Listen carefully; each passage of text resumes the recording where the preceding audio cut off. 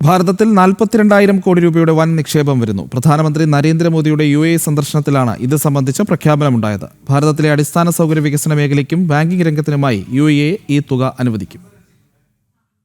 UAE president Sheikh Mohammed bin Zayed Al നഹ്യാനുമായി പ്രധാനമന്ത്രി നരേന്ദ്രമോദി നടത്തിയ കൂടിക്കാഴ്ചയിൽ പ്രതിരോധം, ഊർജ്ജം, വ്യാപാരം തുടങ്ങിയ മേഖലകളിൽ ഇരു രാജ്യങ്ങളും സുപ്രധാന ധാരണാപത്രങ്ങൾ ഒപ്പിട്ടു. RBL ബാങ്ക്, സമ്മാൻ ക്യാപിറ്റൽ എന്നിവയിലും ഭാരതത്തിലെ ഇൻഫ്രാസ്ട്രക്ചർ മേഖലയിലുമാണ് UAE 42,000 കോടി രൂപയുടെ നിക്ഷേപം നടത്തുക.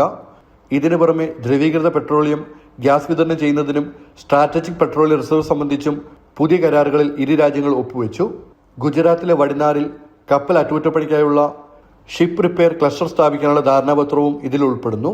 പശ്ചിമേഷ്യയിലെ യുദ്ധ സാഹചര്യങ്ങൾ ആഗോളതലത്തിൽ പ്രതിഫലിക്കുന്നതിൽ പ്രധാനമന്ത്രി ആശങ്ക രേഖപ്പെടുത്തി. ലോകത്തെ പ്രധാന വ്യാപാരപാതയായ ഹോർമുസ് കടലിടുക്ക് തടസ്സമില്ലാതെ തുറന്നു നൽകേണ്ടത് അത്യാവശ്യമാണെന്ന് അദ്ദേഹം പറഞ്ഞു. സമാധാനം നിലനിർത്താൻ ഭാരതവും UAEയും തോളോട് തോൾ ചേർന്ന് പ്രവർത്തിക്കുമെന്നും പ്രധാനമന്ത്രി വ്യക്തമാക്കി. സന്ദർശനത്തോടനുബന്ധിച്ച് തയ്യാറാക്കിയ ഔദ്യോഗിക പ്രതിരോധ പങ്കാളിത്ത ചട്ടക്കൂട് ഇരു രാജ്യങ്ങളും തമ്മിലുള്ള സൈനിക സഹകരണം കൂടുതൽ ശക്തമാക്കും.